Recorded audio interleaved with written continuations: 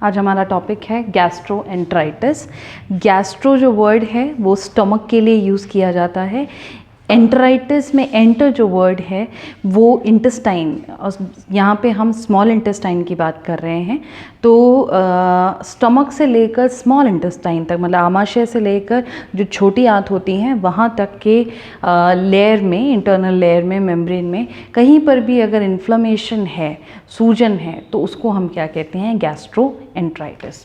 Okay, सो gastroenteritis जो है उस कंडीशन की क्या वजह हो सकती है, क्या इटियोलॉजिकल फैक्टर हैं?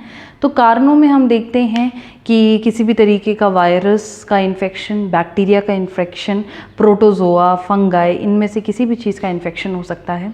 इसके अलावा ऐसा हो सकता है कि ये जो इन्फेक्शंस हैं इनके कारण, या ये इन्फेक्शंस कैसे बॉडी में एंटर करते हैं, जैसे पीने का पानी या जो खाना खा रहे हैं वो संक्रमित हो, उस वजह से प्रॉपर अगर साफ़ सफाई मेंटेन नहीं करी जा रही हो तो उसकी वजह से, इसी के साथ साथ जैसे हाथ साफ़ नहीं है, उसी हाथ से अगर खाना खा रहे हैं तो उसकी वजह से ऐसा हो सकता है। इसके अलावा ऐसा हो सकता है कि बहुत ज़्यादा इरिटेट करने वाले जो प्रोडक्ट्स होते हैं उसका हम सेवन कर रहे हैं, जैसे बहुत ज़्यादा एसिडिक, जैसे विनेगर वगैरह डली हुई चीज़ें, या फिर मैदे या ऐसी जो चीज़ें होती हैं जो बहुत जल्दी नहीं पच पाती हैं, बहुत ज़्यादा तेल, बहुत ज़्यादा मसालेदार, बहुत ज़्यादा गरम, ऐसी जो चीज़ें होती हैं जो बहुत जल्दी आमाशय या फिर जो आंत होती हैं उनके जो अंदर का मेम्ब्रेन होता है उसको अगर इरिटेट करें, वो भी अगर बहुत ज़्यादा सेवन करने पर, तो उस कंडीशन में ऐसा हो सकता है। शराब पीने की अगर आदत है या कोई ड्रग्स लेने की आदत है तो उसकी वजह से हो सकता है। अगर किसी बीमारी के चलते कोई व्यक्ति अगर किसी इलाज में है और उसमें उस इलाज के दौरान अगर बहुत सारे मतलब दवाइयाँ ले रहे हैं, बेसिकली जो ओरल दवाइयाँ होती हैं, जो टैबलेट या कैप्सूल के फॉर्म में जो होती हैं वो दवाइयाँ अगर लेते हैं, तो वो क्योंकि हम मुंह से खाते हैं और वो जो आमाशय होता है वहाँ पहुँचता है, तो वहाँ पे इन दवाइयों के बहुत यूज़ की वजह से भी प्रॉब्लम हो सकती है।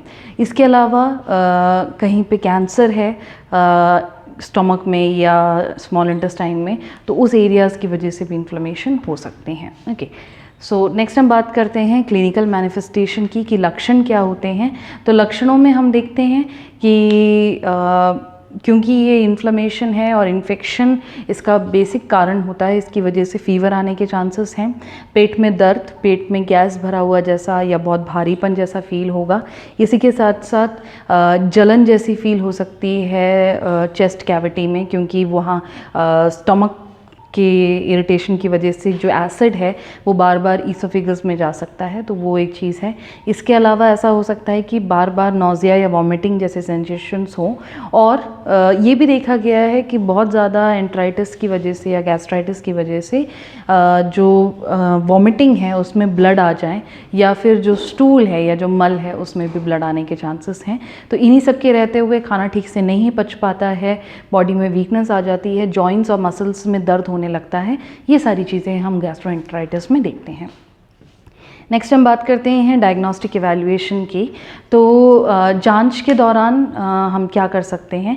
हम प्रॉपरली एक हिस्ट्री लेते हैं ये जानने के लिए कि उन्हें पहले गैस्ट्राइटिस या एंटराइटिस तो नहीं हुआ है, क्या कारण रहे हैं, किस तरीके का वो खाना खाते हैं, फैमिली में किसी को ये प्रॉब्लम तो नहीं है, ये सारी चीज़ें हम पता करेंगे।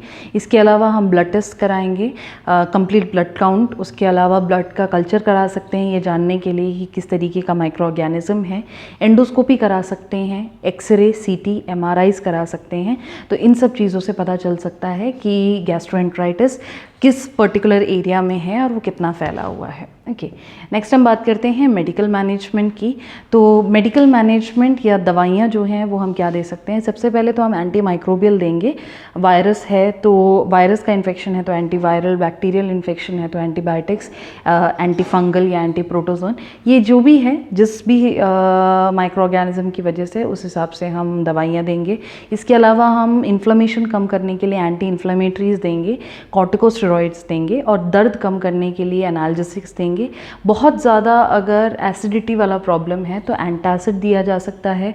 प्रोटॉन पंप इनहिबिटर्स दिए जा सकते हैं या H2 रिसेप्टर एंटागोनिस्ट दिए जा सकते हैं जो एसिड लेवल को कम करने में मदद करेंगे। तो ये हमने आज पढ़ा है गैस्ट्रोएंटराइटिस के बारे में। एक ऐसी अवस्था जहाँ पे आमाशय से लेकर छोटी आंत तक, मतलब स्टमक से लेकर स्मॉल इंटेस्टाइन तक किसी भी तरीके का अगर इनर लाइनिंग में इन्फ्लेमेशन हो तो उसे हम क्या कहते हैं, गैस्ट्रोएंटराइटिस। तो आई होप कि आपको ये टॉपिक समझ में आया होगा। इससे रिलेटेड अगर आपको कोई भी डाउट है तो आप पूछ सकते हैं। Thank you.